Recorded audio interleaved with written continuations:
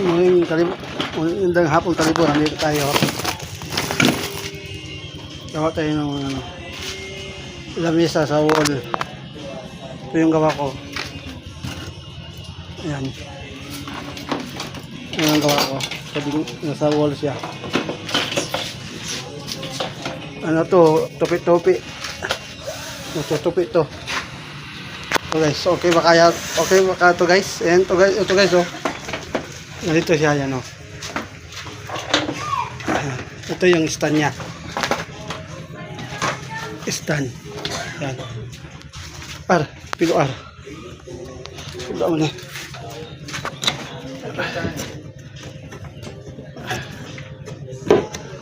Pili R. Agpas pa. Ito siya guys. Yan. Natutupi siya. Sorry. Pagkuhan ba? Wala na plaster.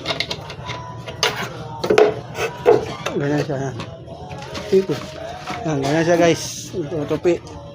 Tutupi siya. Yan o. Wait. There. Ganyan siya. Yan. Yan siya guys. Pag ilagay mo. Okay. Sabi. Yan. Baba lang yan. Yan. Yun. Baba din ng dalawang paa. Yan. Yan na. Yan yung forma niya. Pag binaba mo. Ito na so. No? Matibay. Ito guys. Plyboard lang to.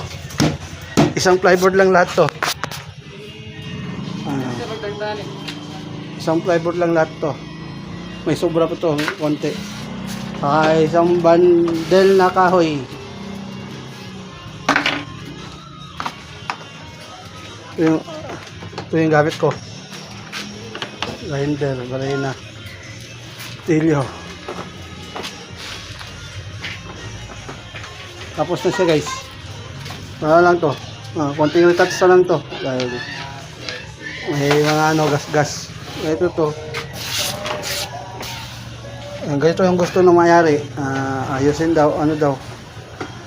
Yung natutupi daw para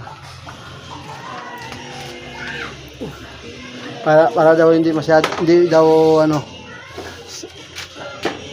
maruming tingnan. Natutupi daw. Alam ko, ganito lang gawin natin ito eh.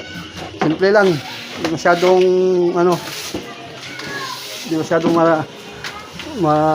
tawag na ito. Hindi masyadong mabusisi. So, tapos na siya guys. Isang araw. Salamat.